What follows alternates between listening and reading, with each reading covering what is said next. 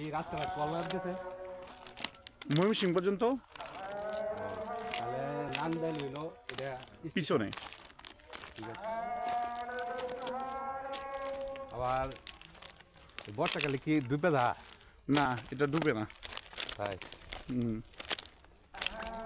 আসলে সুন্দর লাগতেছে। আর সকাল থেকে আসলাম এখানে, আইসা দেখতেছি পরিবেশটা খুব সুন্দর। রেল লাইন এখনো আসে নাই একটা ট্রেন, ওই বিকাল 4টা বাজে বলে একটা ট্রেন আসবে। বিজয় এক্সপ্রেস 4টার পরে ময়মনসিং যাবে এদিক দিয়ে 18 বাড়ি স্টেশন হয়ে। ঠিক আছে।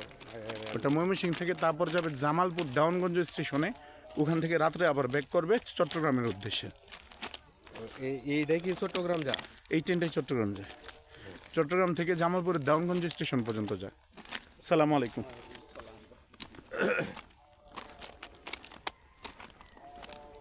ঠিক আছে। এই যে আমাদের সামনে আছে লাল বাহিনী। কি গো তোমরা লাল বাহিনী কেড়ে দে? হ্যাঁ, তোমরা উঠতাছ, তোমরা ভিডিও উঠে গেছো গা, তোমরা লাইক পাইবা। তোমরা লাইক পাইবা, বুঝছো? আচ্ছা, সালাম আলাইকুম। ভালো আছেন? এতে আলহামদুলিল্লাহ।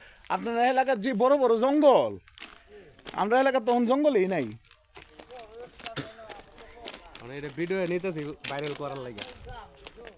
আসলে গ্রাম।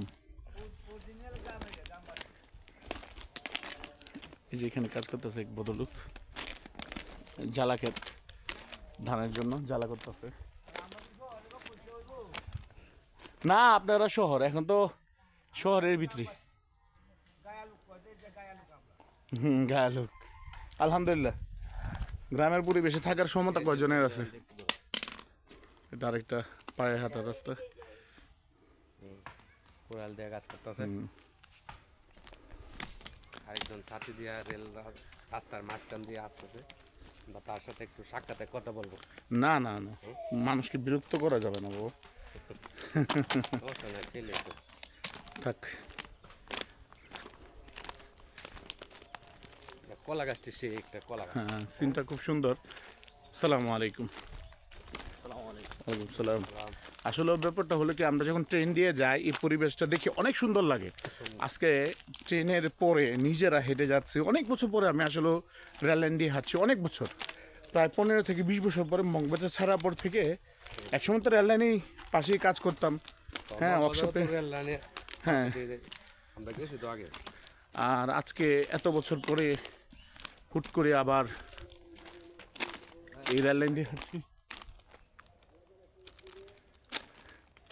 আমরা আবার ব্যাক করব, রেল লাইন দিয়ে হাঁটছি, ভালোই লাগতেছে। জিয়া ভাই, আরে এই দিক দিয়ে হাঁটলে 2-4 কিলোমিটার ব্যাপার। হ্যাঁ,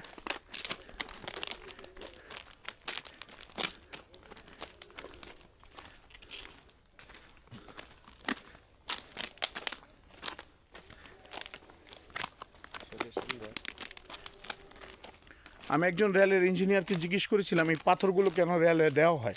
উনি বলেছিলেন যে এই ফ্রিকশন যেটা হয়, ঝাঁকিটা যে খায় এত ভারী ইঞ্জিনের, ঝাঁকিতে যেন মাটিটা সরে না যায়, পাথরগুলো যেন ধরে রাখতে পারে, এর জন্যই এই পাথরগুলো দেয়া। হ্যাঁ হ্যাঁ, খুলে নেওয়ার কোনো ব্যবস্থা না। না, এটা খুলে নিয়ে এলে এটা তো যে একটা পিন খুললো, এটা মামলা হবে তার নামে। এটা রাষ্ট্রীয় সম্পদ ধ্বংস করা। ভাইরাল হয়ে বই দাম আজকে এটা ভাইরাল করা।